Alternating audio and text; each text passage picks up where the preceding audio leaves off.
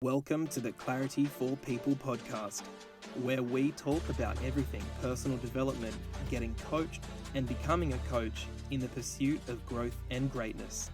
Here is your host, Martina Magery.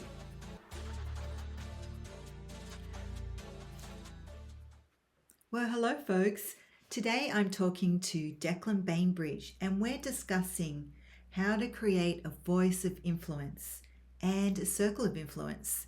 Please join me. I hope you enjoyed this interview as much as I did. Welcome, Declan Bainbridge. Welcome to the Clarity for People podcast. Thanks for having me. It's a pleasure. I want to get started by asking you, how did you become the president of Toastmasters Newcastle? That's a good question. I personally found myself wanting more education, wanting more challenge. And one of the hardest things I did in my life was the master's degrees of architecture. And something that I was learning there is that your communication skills sometimes matter just as much as your ideas.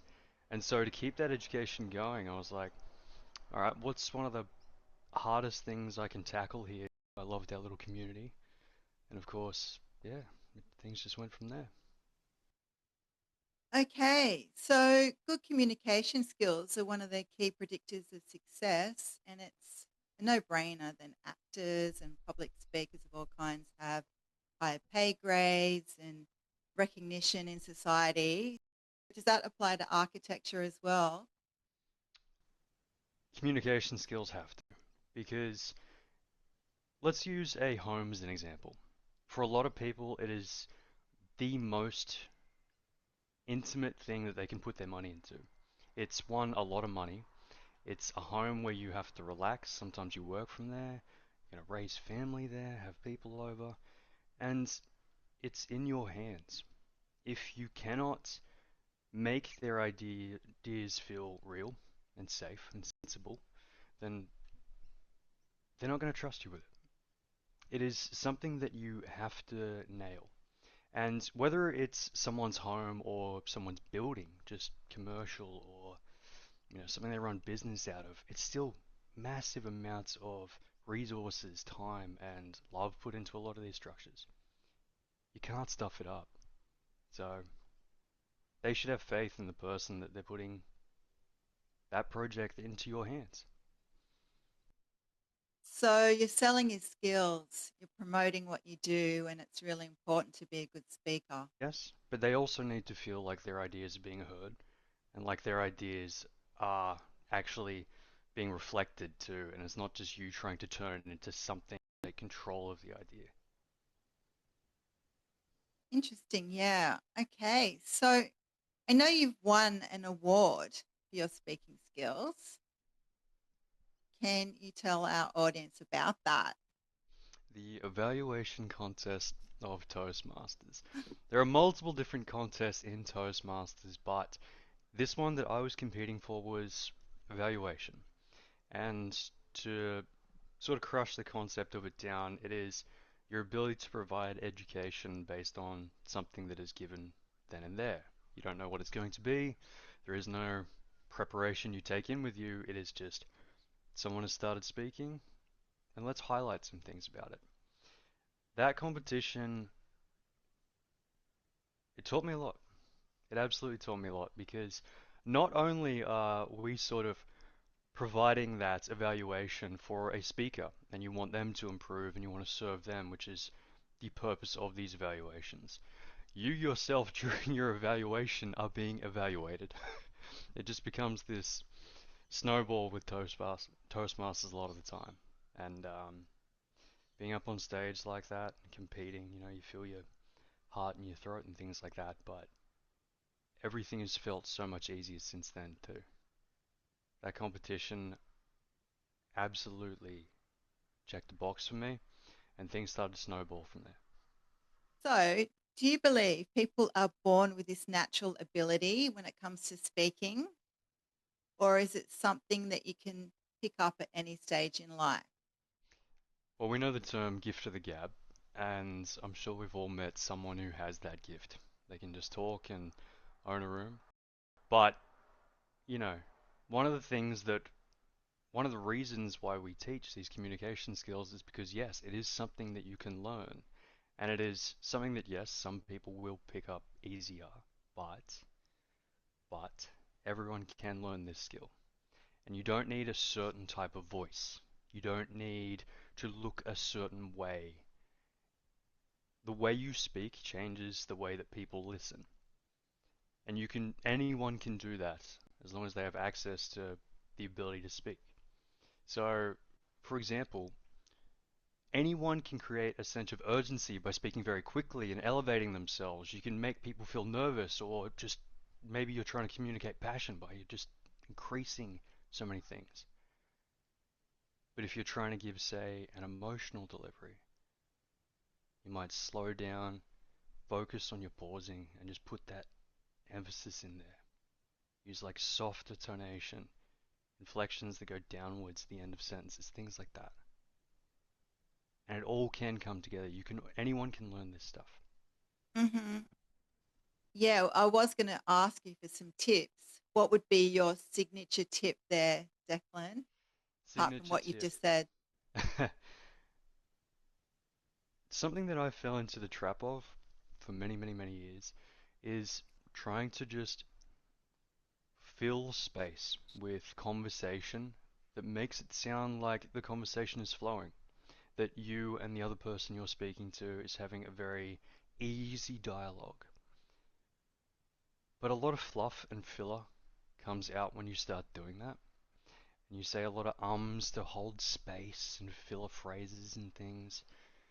You've heard me say this before, but just pausing instead of saying those ums can make such a massive difference. Huge. Because you will create a space where the next thing you say has impact. And ums make you seem like you are not confident in what you are saying. You can just pause, and people will acknowledge that this person's thinking. They are tailoring what they're saying, and it is not fluff. So we react thinking it's going to be more valuable. So pausing would be my number one tip.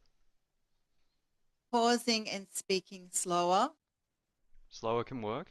If you're trying to calm people and have a bit of authority, you speak maybe 10-15% lower than you normally would.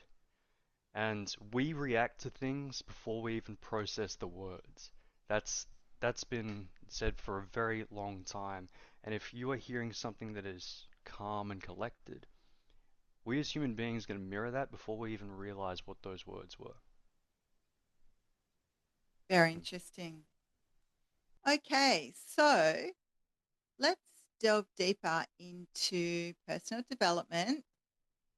I've got some questions for you here. What habits or systems have you applied in your life that have got you good results? That's a good question. I like that question. I actually started this thought process when my sister and I were having an argument, and she is in the military. And one of the things that they taught her was start your day by making your bed. The way that she said that to me was the reasoning being that you've achieved something before you start. You've achieved something, and there's a dopamine reaction to that, and there's a chain reaction where you just start feeling good, and then you will carry that into the rest of your day. So if you are setting out just to achieve a couple of things by your own standards each day, then the day has been well spent. You feel good about it, even if, at the end of it you're tired and you do sit around for a couple of hours and things like that. You've At achieved least you things can for come the day. home and you've got a made bed, right? Absolutely, yeah. So I compete with myself. I've always competed with myself. So when it comes to, say, the public speaking, that was me trying to get as good as I can at communication and try to be better than yesterday's Declan. When it comes to the physical body, it's like I compete at a sport of arm wrestling, try to get better at that. And then you put things like running on top. These are things that I started to fill my free time with that I think were very different from the way that my family raised me and the way that they spent their free time. Yeah, right. I always believe it's good to have at least one outrageous goal there Mm. at any given time. So becoming a master speaker, that was one of your goals, yeah? Yeah, definitely. Just like me learning tech and starting a podcast. Yeah. And actually, now that you mention it, by the way, what this image behind you, what is that exactly? I feel like I've seen this on your socials somewhere. Yeah, so this is in the Hunter Valley at Spice's Guest House, Mm-hmm. poolside, where I hold retreats, couples retreats, and soon there'll be other group retreats. Cool, cool. Yeah, Looks beautiful. watch this space. Yeah. Hunter Valley too. Perfect place to go. I was It's working there for stunning. many years. It's stunning. Yeah.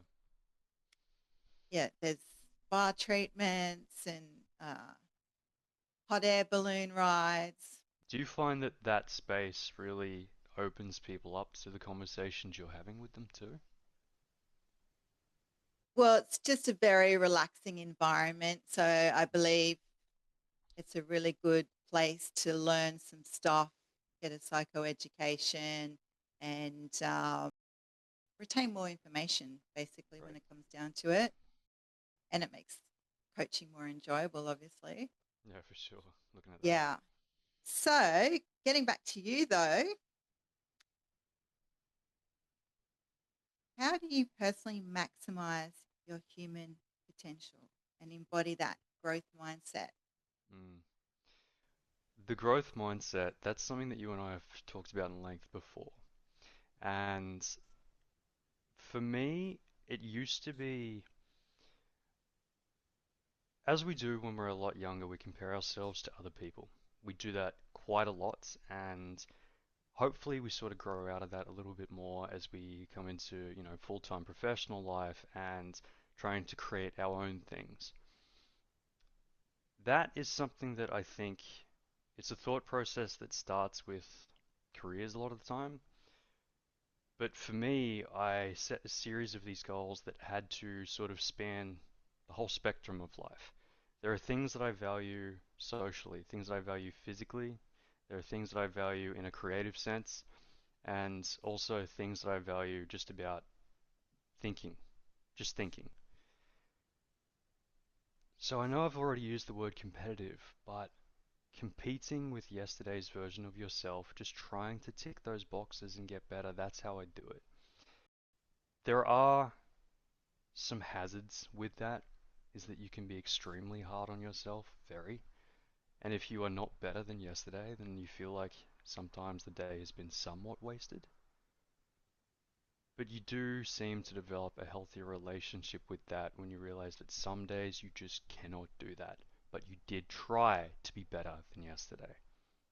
And that's enough.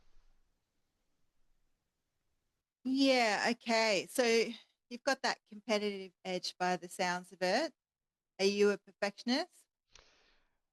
Yes, and trying to be less so, but I think some element of keeping it does help. Hmm. And how do you make these big decisions in your life, Declan?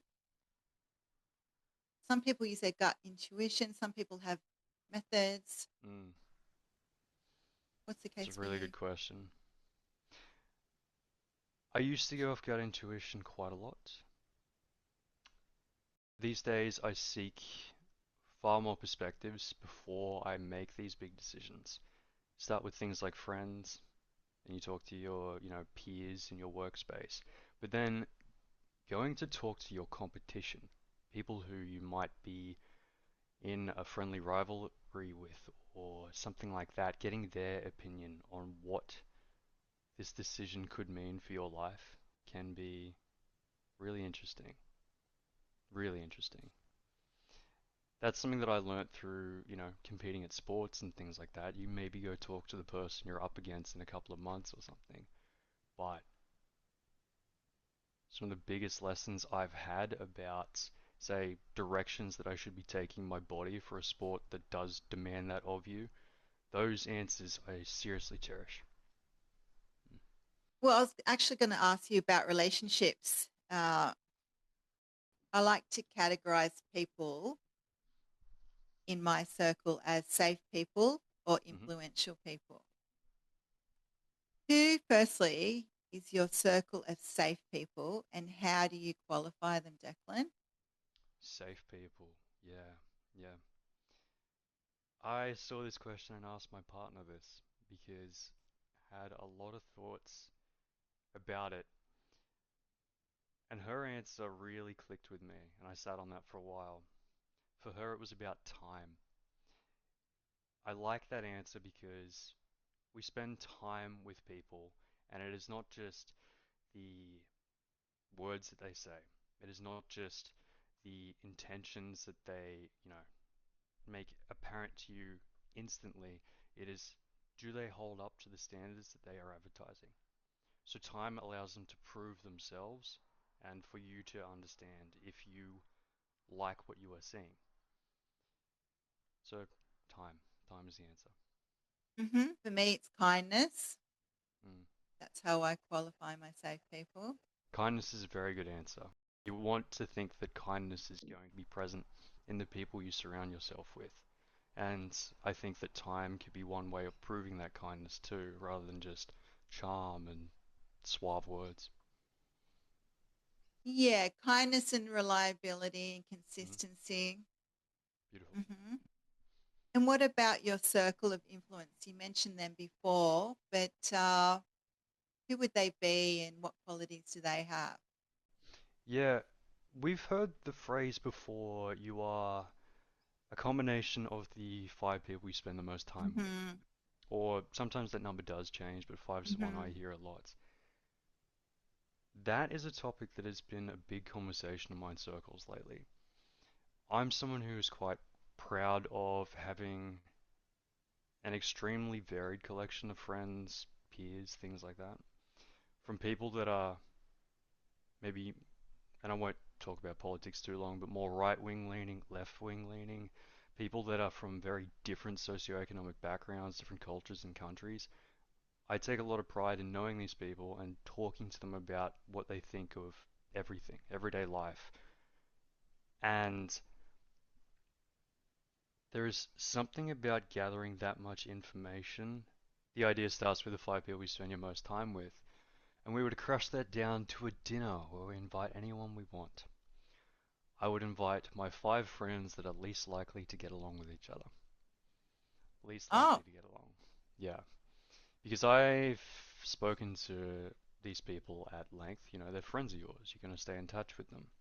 But sometimes they don't overlap, and they're from very different circles. I have friends that don't quite understand, say, some trans rights situations, which is something that is a very hot topic here in Newcastle. And then I have friends that are belonging to those sorts of circles and actually advocate for it in a very positive and healthy way. And sometimes they don't overlap, and I'd love to see what sort of constructive conversations can come out of being there and knowing that I am this medium between them because I do value, say, both of these people and want to know what they think. And what they think does influence how I respond to the world. I learn from the people around me, from the competition around me. I learn from people who are going to tell me that I'm an idiot or tell me that some of the things I'm doing are worth highlighting, are good choices. So those are the five people that I'd invite. okay. So what you're saying is that you would invite people that challenge you and um, the people that can challenge each other. Mm, definitely. Um, yeah, that'd be interesting dinner conversations. Very. It probably wouldn't be the easiest conversation for a lot of people to have, but just because you don't agree with someone does not make them your enemy. Being comfortable with conflict, I think, is a skill that is beginning to become far more rare. For example, one of those people I mentioned regarding, some identity rights, he might be very against them and I'm very for them. but we are still friends. We do not have to connect on every small aspect of life in order to value each other's company and opinions. Because some people have a criteria there where they only hang out with people that have got the same interests, so That's true. you don't resonate with that. No, no. There are a couple of hard lines that I think can't be bent. Like, I will never trust someone who is violent against women or violent against anyone. It's just doesn't exist in modern society, or it shouldn't. There are a couple of examples that I can think of, yeah. Some things you just do not yield on. But we don't have to agree on the nuances of, say, political dilemmas and things like that. Because, Martina, you and I, we live here in Newcastle, and I think it's a melting hot pot for cultures, which is a beautiful thing. But with that comes a lot of different perspectives that are going to get quite heated at times. Agreeing to disagree, absolutely, I think, is a strength. I'd like to see more of it. Yeah, okay. So maybe we can have more conversations about that in the future. All righty. So moving right along, just one more question about relationships. What do you not tolerate? What are your personal boundaries and non-negotiables when it comes to your relationships? The obvious one might sound like a bit of a cop-out answer because anyone who is going to cheat, anyone who's going to cheat on themselves as well, is probably the more nuanced version of that answer, where someone who cheats physically, yes, we can all instantly identify that as a heinous act that is going to hurt so many people, so many. Then someone who cheats on themselves and is just happy choosing. Well, for example, have you got a friend or someone in your life who is destructive in at least one aspect of themselves, identifies it, and chooses to keep doing it every single day? They're not choosing to improve upon it and continue to just throw themselves at this brick wall, hurting themselves. Do you have a friend like that? Uh, I'm pretty picky with my friends. Mm. So I would say no. Mhm. Mhm. What comes to mind is my daughter. Uh, she's still growing up, but she used to cheat at Monopoly when you were talking about cheating. She used to cheat, and I'm trying to train her to think more effectively and be more honest. But that's just Mm. a learning curve. Mm. Kids, they try things on, and as we improve with age, we become more emotionally intelligent, Mm. and we don't try and scam people and become more authentic and play the game. Yeah. Uh, be honest. Yeah. Mm. Otherwise, you do get a bad reputation, so no one wants to play games with her anymore. Fair enough. Fair enough. Well, in the case that I'm thinking of, I have had friends in the past that they know something they're doing is completely ruining their sense of like self. They were once proud individuals, but through abusive things like alcohol and such, they would continue to choose that every single day because it Okay. was Yeah. easier than to do the changes to their lifestyle. And this is something that, in this example, this person didn't seem super gripped by it or super, I guess, dominated by their tendencies to rely on alcohol.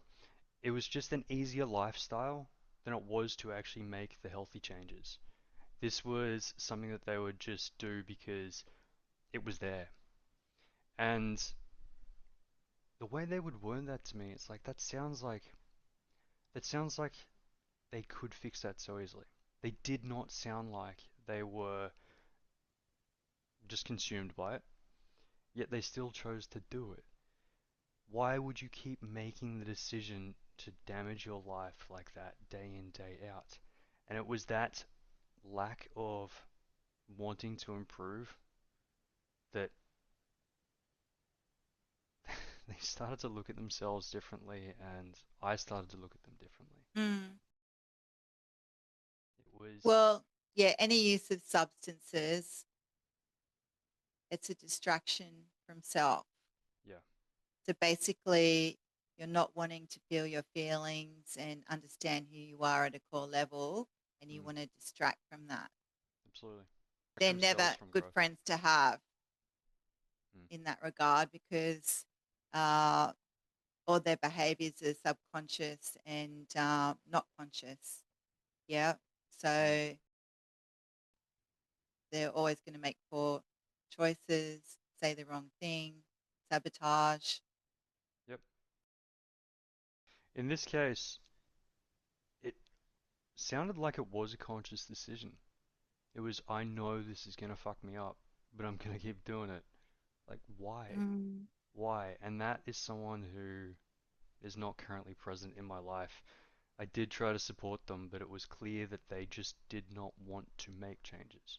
They wanted to take the easier path, and it didn't fit with my lifestyle. It didn't fit with the lifestyle of many of the people around us. Yeah. Yeah, usually it's a case of unprocessed trauma Mm. and they need to go and do therapy. And I think everyone should do it. Everyone's got blind spots, Mm-hmm. and sometimes you can pick things up in life and sometimes not. You don't have a good circle of friends and you're not accepting influence from them, Mm. then the alternative is therapy. Yeah. If you're sick of Yeah. doing the same thing and you've got this repetition compulsion going on, most people do that. They will repeat what they know. If their father was a drinker or their mother was a gambler, they're going to repeat that, inherit those behaviors and beliefs unless they've got that heightened awareness Mm. and insight and they've got a good friend group and they can learn things. So, yeah, therapy is always there to help those people, but most people don't choose that. Mm. Mm. And they've just got their head in the sand there and yeah, they make mistake after mistake. Don't you agree? Absolutely. And it gets you, in my experience, it gets you out of that echo chamber where you're just echoing your own thoughts and they get louder and louder and louder. Yeah, yeah. I mean, when it comes down to it, you don't think well of yourself, you're going to attract bad experiences over and over again or tolerate bad situations, Mm. bad relationships. Don't you agree? Absolutely. Yeah. Yeah. And one of the things you said before there was surrounding yourself with people that you would seek guidance and perspective from. That is probably a very good measure for the way that we could seek friends and peers and things like that too. Going back to your previous question. Yeah. Yeah, yeah, yeah. So it's good to have a mixture. I mean, that saying, um, you know, you circle of influence, the people that you want to have in that group should be successful. I believe that to a point, it's good to be successful, but some of those successful people, they might not be those safe people. So it's good to have both the safe people and those influential people. Sometimes they're not the same people. Yeah. Mm. Yeah. So you also value the variety, is what I'm hearing. Yeah. Yeah. I mean, one of my dearest friends who I go to the movies with, she's my movie buddy. Mm. Uh, she's not ambitious at all, at all. She loves crochet, which I can't relate to at all. And she loves craft and she's such a good person and she's really reliable and we have lots of good laughs. Yeah, but we don't align in that area, Mm. but we have lots of fun, same sense of humor. Excellent. And then I've got these other friends who are more business savvy and very ambitious, always ticking off the next thing. And yeah, they're great to have around as well. Definitely. Yeah. They keep you in check and, make you wonder, could I be charging more? And, they give you lots of ideas and push you to the next level. Mm. Mm. And some people come and go as well. Yeah. So I started this podcast with someone and he became unwell, but it was his idea to start the podcast, and I wouldn't have considered that Mm. myself. It was his suggestion. Mm. So you meet people, and some people have an influence in your life, but they're not always there for the long haul. And Yeah.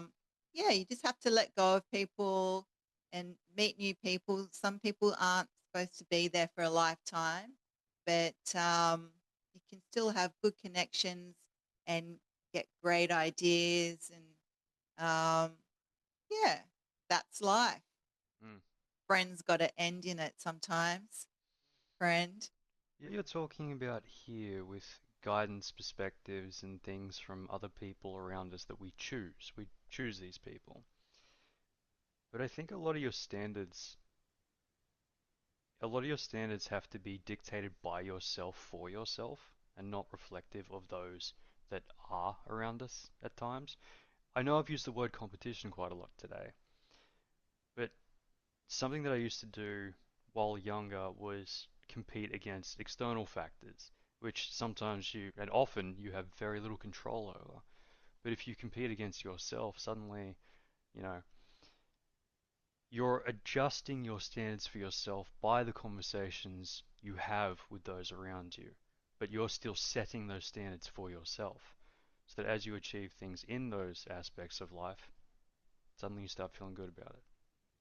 And it can just rely on you and your headspace when you build the habits to do so. Mm-hmm. Yeah. The main thing is what you're saying, I think, is you got to be your own best friend, right? And Yeah. challenge yourself and motivate yourself, reward yourself, validate yourself. Yeah, your own Yeah. boss. Yeah. Yeah. Coach yourself. Mm, absolutely. Mm-hmm. Mm-hmm. So have you got any other coaching tips there that you use in day-to-day life? To draw on what comes up in public speaking a lot of the times is nerves and discomfort. We've said before, choose your own discomfort. Do the things that you want in your life. Choose your discomfort by practicing the things that are hard for you, as long as you value it. In public speaking, we talk about nerves all the time because nerves are often very present when it comes to public speaking, but you can apply this to many things in life. And something that we have to tell new people that come into the public speaking club of Toastmasters is that those nerves, for many of us, don't completely eradicate. They don't. You just learn to do something else with it. The way that the body reacts to nerves is the same way that we react with excitement. Your heart rate goes up, your internal temperature goes up, you start to get jittery and the adrenaline goes, things like that. You can hide nerves and practice to hide nerves, which helps the external factors of the way people are perceiving you and things. But really what you're trying to practice by having mastery over nerves is making it easier for yourself next time so that your thought process is clearer and you feel better when it's done rather than dreading before it arrives, the task. And there's a couple of tips and tricks and things like that that you can do. There's a few like cheesy methods which we can talk about later. but exposure is the big one. Exposure to nerves makes them easier to manage. So if you have a platform to practice these things, do so. It will make every other part of life easier because nerves come up in so many different aspects and tasks that we give ourselves. And, you know, public speaking is the number one fear in the world. It is ranked Mm. over fear of death, and it's because of those nerves. If you can find a method to manage, or even better, conquer that, great. Everything else in life will be easier, I promise. So it's kind of like exposure therapy. The more you do it, bit by bit, those nerves, they Mm. lessen over time. Yeah, well, nerves are one of those things that we feel like we are going to die when we're on stage with thousands of eyes looking at us, writing down every little thing we're doing wrong or documenting it in their heads. But when it's all said and done, you feel either good with how it went down, you reward yourself saying, yes, I succeeded there, or you're relieved that it is over. You know? Your body is telling you it's done, you did it. But if you can learn to just make it that reward system, you're like, yep, you've done well, you performed to the best of your abilities, good job, sweet.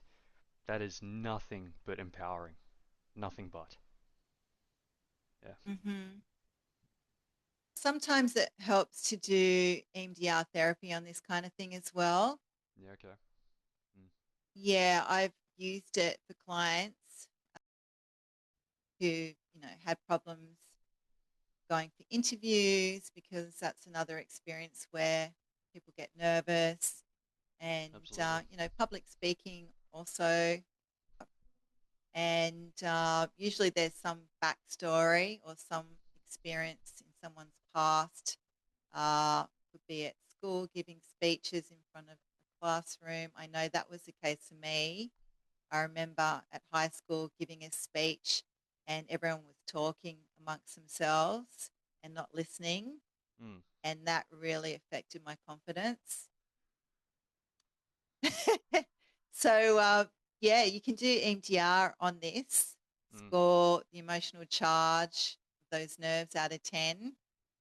And the belief could be something like, I'm not good enough, or I can't trust my judgment, or I'm overwhelmed.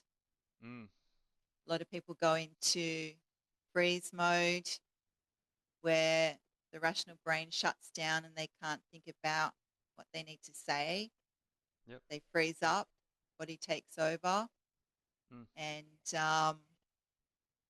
yeah, that's the thing that happens.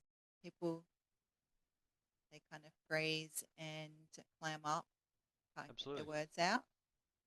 Adrenaline robs you of your standard patterns. Absolutely. Mm.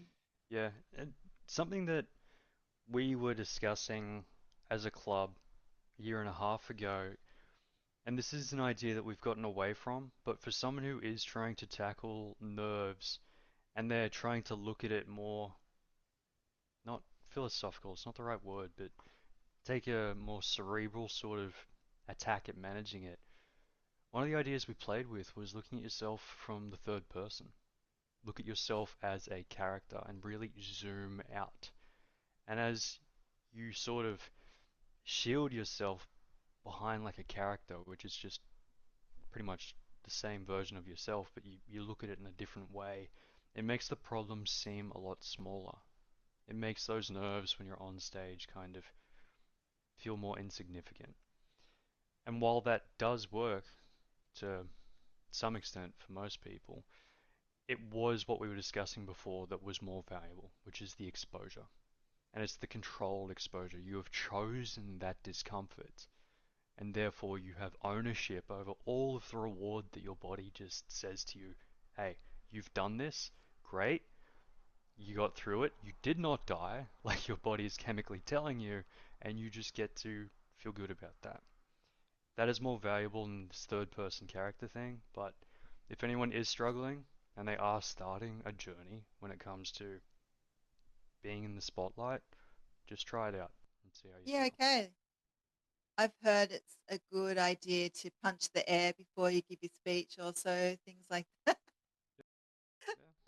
Well, we briefly mentioned one of those cheesy methods, right?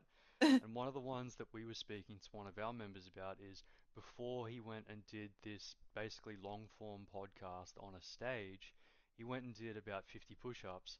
And when he got on stage, yeah, a little bit out of breath, but his heart rate's all the way up here. And as he started speaking, naturally his heart rate just fell because it will. You're not exercising. And that gave this feedback loop where his body goes, oh, you know what? We're here on stage, we're talking, but we're feeling better. The heart rate's going down. Great, let's settle into this. Let's start to reward ourselves, and then the thought processes come back to normal. It is a cheesy method that doesn't work in every format. You can't always go and do 50 push ups, but it works, and there are things that you can trick your body with. Yeah, right. I have a friend who had a terrible story. It was a horror story of her Mm, giving a speech, and she fainted on stage yeah. because she didn't breathe enough. Mm, yeah. Yeah. It happens. So nervous, she forgot to breathe. Mm, So, yeah, hope she's okay. she's okay. She survived. Yeah. I don't She know didn't if she's. die. That was the lesson. I don't know if she's given another speech since then, but Mm. yeah, that would knock your nerves for sure. Alrighty. So, biggest all-time flex, Declan. What would that be for you? Ooh, ooh, bit controversial perhaps, but I like labels for myself. Some people really do not like labels. And the labels that I like to associate with are you are X amount good in this aspect of life. You are the number one X in this region or what have you. And I know that that is just, again, me competing with myself. I understand. But the aspects of life that I choose to value, public speaking, physical achievement, arm wrestling, even a game with some friends and stuff like that. Arm wrestling. Tell Yeah. tell the audience about that. Well, arm wrestling, I have often heard described this way, but I do not agree. As a combat sport, it is not a combat sport. You are not standing there being punched in the head. But there are some overlap. There is quite a bit of overlap. You have to train your body in a certain way in a strength-based sport honed by technique. And you can say that about a lot of different sports, but arm wrestling in particular is, for me, about transforming the gym, which I was already had as part of my everyday life, into something that is got more skill attached to it. And don't get me wrong, the gym takes a lot of skill, there's a lot of mentality to it, there's a lot of knowledge that can go into building a body in a certain way. Arm wrestling twisted that information and just gave it more direction for me. And it's something that I felt like I was predispositioned to be good at the start, and so that reward system kicks in pretty quickly. But the group of people that I've found through arm wrestling as well, very competitive, very different sort of people, full political spectrum, full backgrounds, etc. And so it's providing both community, skill, and a way to improve the body all at the same time. I love it for that. Very grateful for it. Yeah, I guess you're having chats with your competitors as you're doing Mm, it, really, aren't you? absolutely. Yeah, Yeah, I it's an mean, opportunity to get to know people. yep, yeah, next week I'm actually going up against this guy. It's similar body weight to me. We're in the same weight class, and he is my opposition, yet we are choosing to train together and hang out and have coffee and things like that. That is something that's, it's not something that was present in my life always, but I'm very grateful that it is now around. That healthy competition and discussion, you're learning a lot from. So you're a jack of all trades there. Public Mm. speaker, arm wrestler, I'm architect. trying to hit all of it. I'm trying to develop all parts, yeah. Got a full life there, Declan. Yeah. So I'm going to wrap it all up by asking you a few things. We'll do a little word quiz here. Poolside or mountain climb? Mountain Poolside climb. or mountain climb? Mountain climb. Yeah. Someone who's Mountain a little climb. bit addicted to camping. Yeah, it's gonna have to be mountain climb. Okay.